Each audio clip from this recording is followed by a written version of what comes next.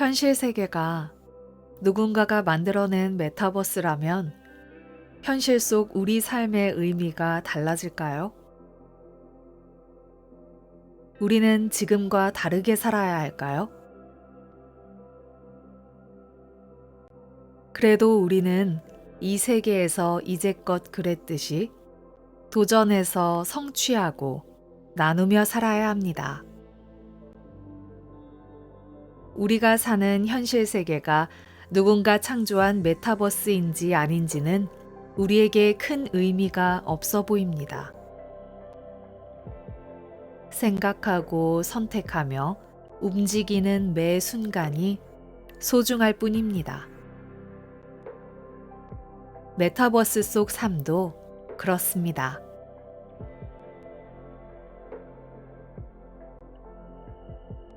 안녕하세요. 연희입니다.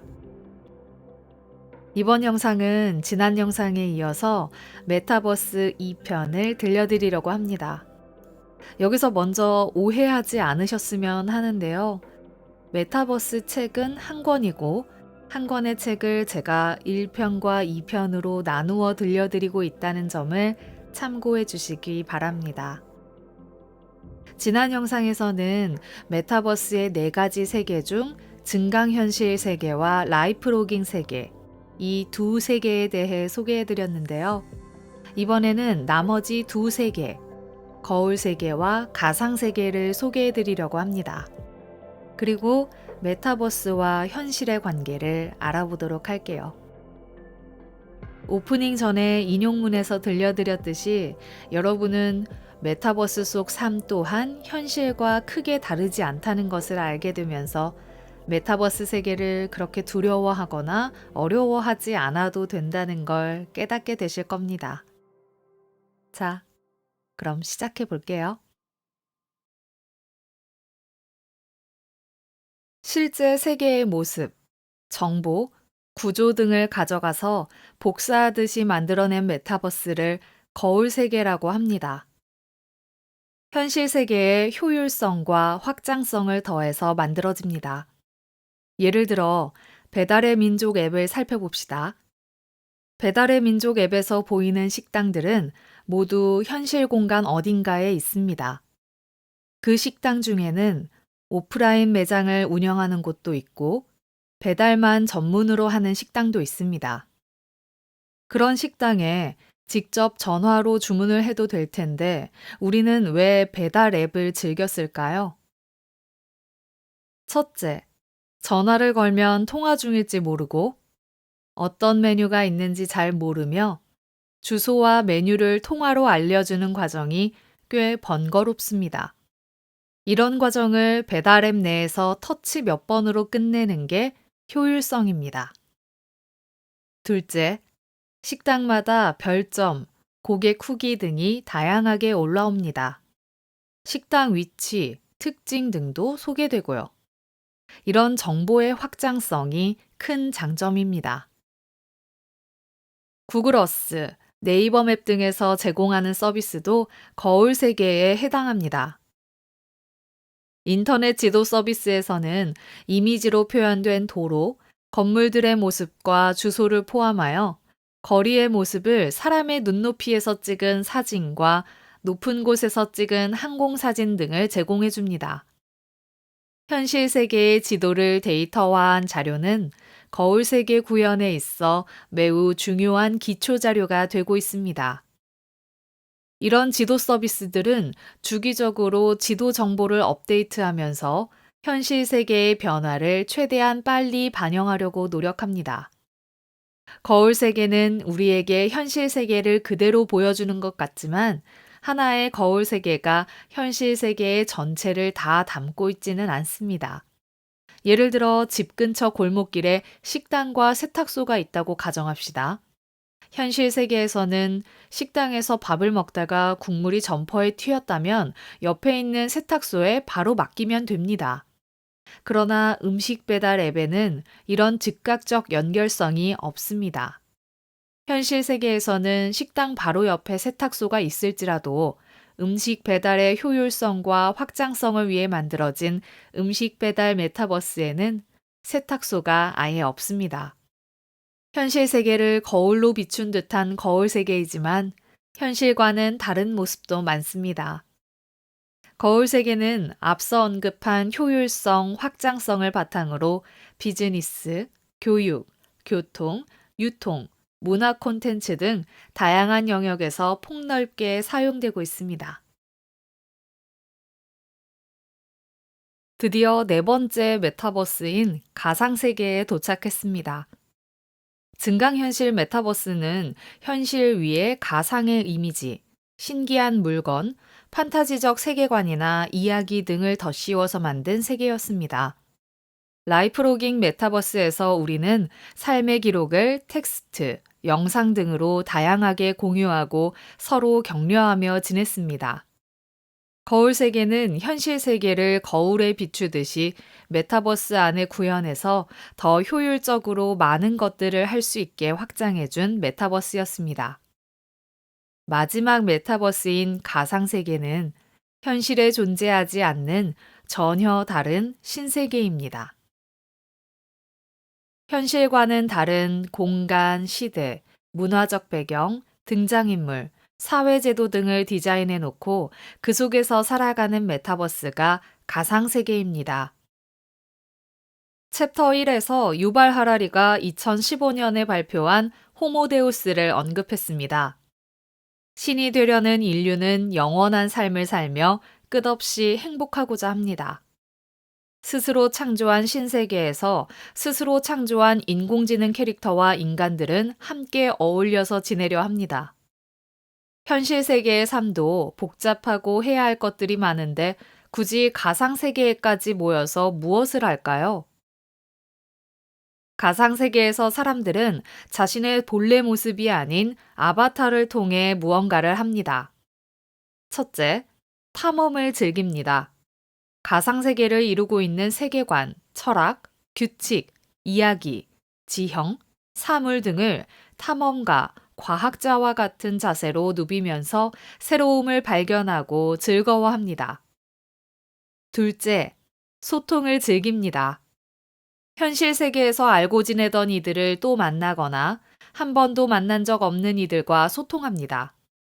그런 소통을 통해 알고 지내던 이들을 더 깊게 이해하고 현실 세계에서 마주치기 어려운 이들과 친구가 됩니다. 셋째, 성취를 즐깁니다. 자신이 세운 계획에 따라 무언가를 이루거나 얻으면서 성취감을 느낍니다. 가상세계에 존재하는 아이템과 디지털 자산을 얻거나 높은 레벨과 권한을 얻기도 합니다. 또는 여러 사람의 마음을 움직여서 하나의 목표에 도달하면서 자신의 뜻이 이뤄진 것을 기뻐합니다. 가상세계는 크게 분류하면 게임 형태와 비게임 형태로 나눠집니다. 게이머들에게 익숙한 콘텐츠인 월드 오브 워크래프트, 포트나이트, 리니지 등의 게임이 모두 가상세계에 포함됩니다. 게임의 특성을 가진 가상세계에서는 일정한 규칙을 바탕으로 서로 경쟁하거나 협력하면서 우승자를 가려내거나 공동의 목표 달성을 향해 움직입니다. 반면에 로블록스, 세컨드라이프 등은 단지 여럿이 모여서 어울리기 위한 목적으로 만들어진 커뮤니티형 가상세계입니다. 여기서 언급한 월드 오브 워크래프트, 포트나이트, 로블록스 등은 이번 챕터에서 다시 상세히 살펴보겠습니다. 가상세계에는 일반적으로 현실 세계에 비해 연령대가 낮은 인구가 더 많습니다. 연령층이 높은 세대, 부모님들은 젊은 세대와 우리 아이들이 그런 가상세계를 좋아하는 것을 이해하지 못하거나 걱정스러워하는 경우가 많습니다. 앞서 얘기한 탐험, 소통, 성취의 기쁨을 현실 세계에서 즐기지 왜 가상 세계에 들어가냐고 반문합니다. 학부모들이 모인 대규모 강연회에서 가끔 이런 질문을 받기도 합니다. 제 배우자가 퇴근하고 집에 오면 게임 속 세상에 빠져드는데 대체 다 큰 어른이 그런 걸 왜 할까요? 가상세계에 머무는 이가 아이이건 어른이건 이유는 비슷합니다. 현실에서 느끼는 탐험, 소통, 성취의 기쁨이 질 또는 양적인 측면에서 어딘가 부족하여 갈증을 느끼기 때문입니다. 학교에 다니는 우리 아이, 그 아이는 어떤 탐험의 기쁨을 느낄까요? 날마다 새로운 지식을 배우지만 지식 하나하나에 깊게 들어가서 이리저리 살펴보기보다는 빠른 시간 안에 머릿속에 우겨넣기에 바쁩니다. 직장 생활로 바쁜 성인들은 얼마나 많은 탐험을 하고 있을까요? 고객 수, 매출, 작업 속도 등의 지표를 놓고 자신의 일을 최적화하기에 바쁩니다. 매년 일주일이 채 안 되는 기간 동안 어딘가로 여행을 떠나지만 무언가를 발견하기에 몸과 마음은 너무 지쳐 있습니다. 앞만 보고 달리는 이, 정해진 길만 향하는 이에게 탐험은 없습니다.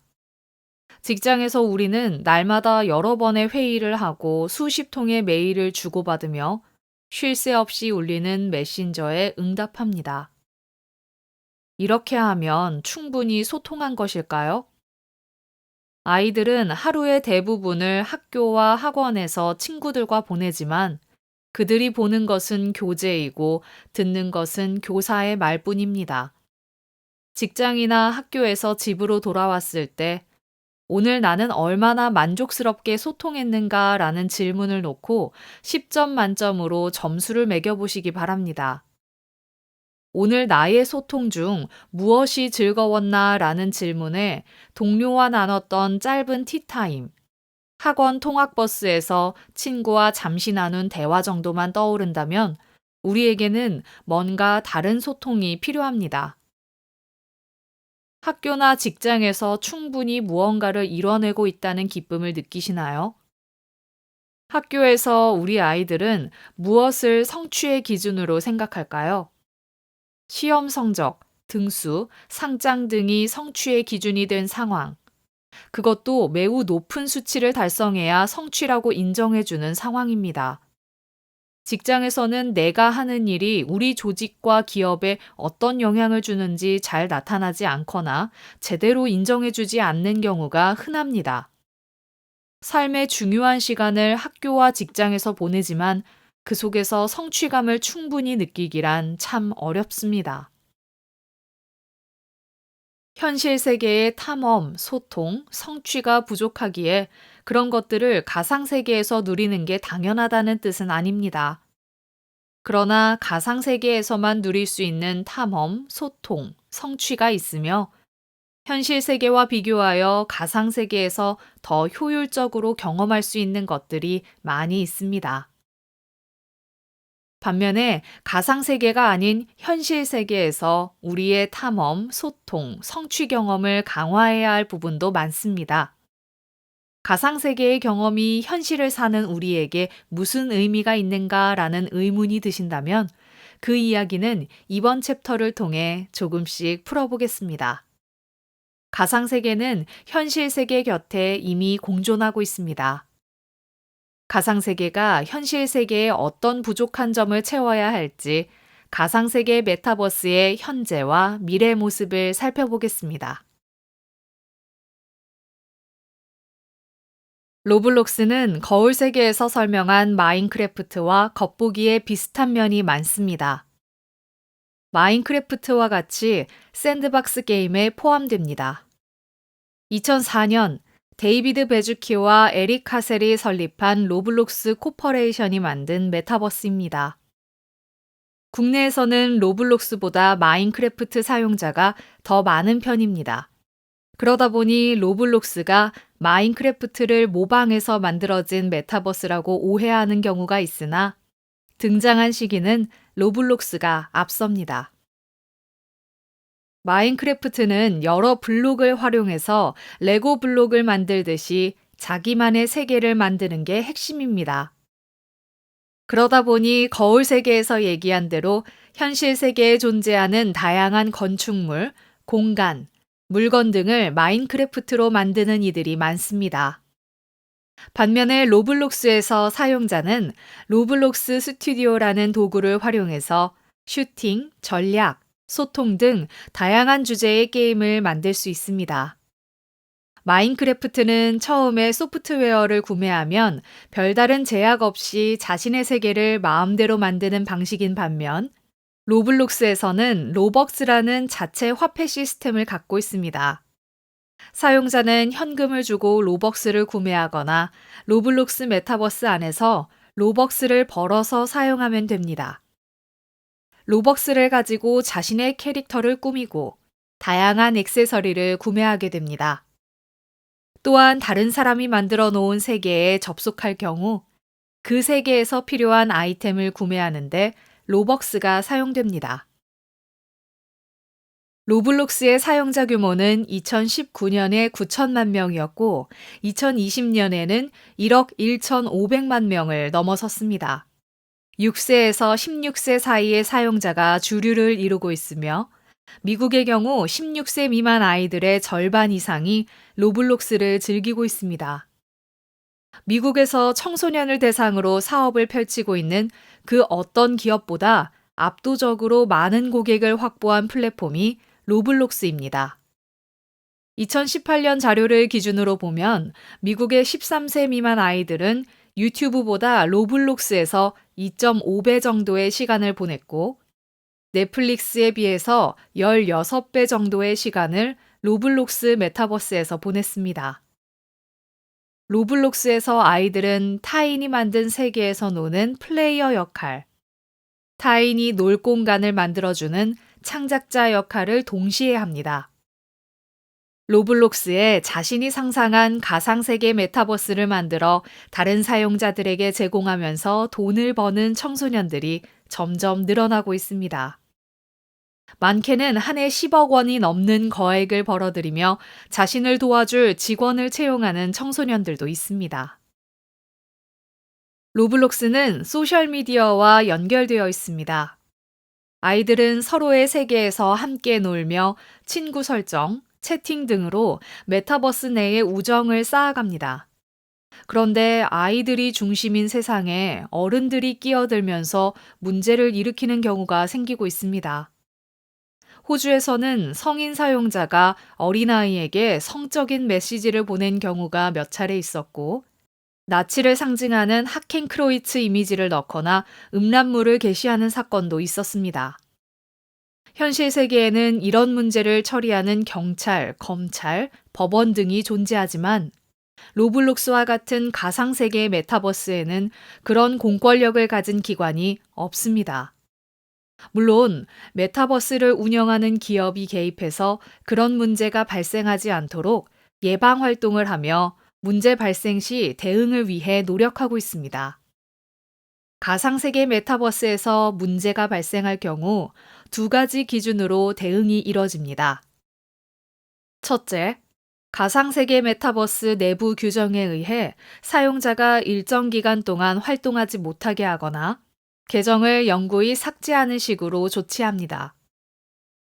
둘째, 가상세계 메타버스 안에서 생긴 문제가 현실 세계의 법에 저촉될 경우에는 사법기관에 이를 신고하여 현실 세계에서 문제가 해결되도록 합니다. 앞으로 로블록스 메타버스가 어떤 모습으로 얼마나 커질지, 그리고 현재 로블록스를 주름잡는 청소년들이 성인이 되었을 때 그들은 어떤 메타버스를 또 다른 세계에서 만들어낼지 지켜봐야겠습니다. 로블록스에서 아이들이 무엇을 하는지 지켜본 어른들은 보통 두 가지 의견을 냅니다. 다른 온라인 게임류에 비해 아이들이 비교적 건전하게 노는 듯해서 다행이라는 의견이 있고, 다른 한편으로는 특별한 목적 없이 어슬렁거리고 서로 대화하면서 노는 모습을 못마땅해 하는 경우가 있습니다. 독일의 시인이자 극작가 프리드리히 본 실러는 인간의 미적 교육에 관한 편지에서 이런 얘기를 했습니다. 인간은 여러 가지 육체적, 물질적 욕망과 이성적, 도덕적 욕망을 동시에 가진 존재인데 우리에게 잠재된 놀이 충동이 이 둘을 조화시킨다고 했습니다. 인간은 놀이를 통해 자유로워지며 아름다운 존재가 됩니다. 자유와 아름다움을 깨달은 인간만이 참된 목적을 추구할 수 있습니다. 또한 철학자 칸트는 놀이가 즐겁고 편한 이유는 아무런 목적이 없기 때문이라 했습니다. 가상세계 메타버스에서 우리 아이들이 목적 없이 편하게 놀도록 곁에서 지켜봐 주시고 어른들도 함께 목적 없이 놀면 좋겠습니다. 그러다 보면 우리는 자유롭고 아름다운 인간이 추구해야 할 목적을 더 잘 찾아낼 겁니다. 인간은 왜 메타버스를 끝없이 만들고 메타버스를 원할까요? 플라톤은 놀이의 기원을 신과 연결해서 설명했습니다. 인간은 진지한 존재인 신이 자신의 즐거움을 위해 창조한 피조물인데, 인간은 스스로 놀이를 하면서 신을 기쁘게 한다고 했습니다. 신이 인간에게 알려준 놀이가 바로 모방입니다. 플라톤은 인간의 놀이를 미메시스로 설명했습니다. 미메시스는 모방을 뜻하는 말로 무언가를 비슷하게 만들거나 재현하는 것을 의미합니다. 화가는 풍경을 모방해서 그림을 그리고 음악가는 자연의 소리를 모방해서 노래를 만듭니다. 각각 시각과 청각의 모방입니다. 인간에게 메타버스는 거대한 모방의 공간입니다. 상상 속의 이야기를 모방한 증강현실 세계, 서로의 삶을 기록으로 모방하는 라이프로깅 세계, 현실의 구조물과 관계를 모방하는 거울 세계, 자신이 살아온 세상에 상상력을 더해 모방한 가상 세계. 모든 메타버스는 모방의 산물입니다. 메타버스는 결국 모방을 통한 놀이의 공간입니다. 메타버스를 만든 이의 목적이 무엇이건 그 속에서 살아가는 이들은 놀이, 재미를 원합니다. 게임 프로그램이나 웹툰이 아닌 배달의 민족 앱이 재미와 풍자 코드를 플랫폼에 녹여 넣는 이유, 그런 것들을 이용자들이 좋아하는 이유가 모두 놀이에 있습니다. 놀이를 좋아하는 인간의 속성이 변하지 않는 이상 더 다양한 메타버스가 끝없이 등장하며 그 영역을 넓혀갈 것입니다. 거울 세계 메타버스가 현실을 복사해 가고 있는데, 그러면 현실의 관계는 약해질까요? 가상세계 메타버스가 성장하면 현실은 점점 더 희미해질까요? 메타버스는 현실을 선명하게 함과 동시에 희미하게 합니다. 코로나19 상황 속에서 거울 세계는 소상공인들의 상권을 지키는 데 큰 보탬이 되었습니다. 사람들은 거울 세계를 통해 음식을 주문하고 헤어숍을 예약하고 감염자의 동선을 파악하며 외부의 삶을 이어갔습니다. 사람들은 메타버스 안에서 콘서트를 하고 공부를 하고 회의도 했습니다. 만약 그런 일을 가능하게 했던 메타버스가 없었더라면 코로나19 상황에서 우리의 삶은 더 희미해졌을 겁니다. 라이프로깅 메타버스에서 우리는 수많은 친구들과 소통하며 지냅니다. 그런 메타버스가 있었기에 졸업 후 연락 한번 주고받지 않았을 친구들과도 댓글과 이모티콘으로 감정을 나눕니다. 그런 메타버스 속 감정 교류가 있기에 그 친구를 현실 세계에서 3년 만에 다시 만나도 조금은 덜 어색한 느낌을 받습니다. 메타버스가 현실의 끈을 조금은 더 단단하게 잡아준 셈입니다. 반면에 메타버스는 인간이 느끼는 현실 세계에 대한 두려움을 가중하기도 합니다.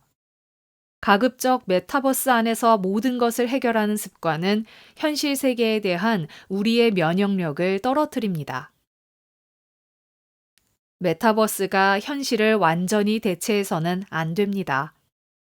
모두가 뉴럴링크를 통해 메타버스에서 살아가고 인간에게 필요한 양분은 현실 세계의 휴머노이드와 인공지능 시스템이 자동으로 만들어서 공급하는 세상을 꿈꾸는 이들이 있습니다. 어찌 보면 물질적 속박에서 벗어나 더 깊은 정신 세계에서 사는 것처럼 보이지만, 그런 삶은 물질 세계에 대한 탐구나 도전을 포기한 것일 뿐입니다. 인간에게 정신이 없다면 물질은 무의미하겠으나 물질 없이 우리의 정신도 존재할 수 없습니다.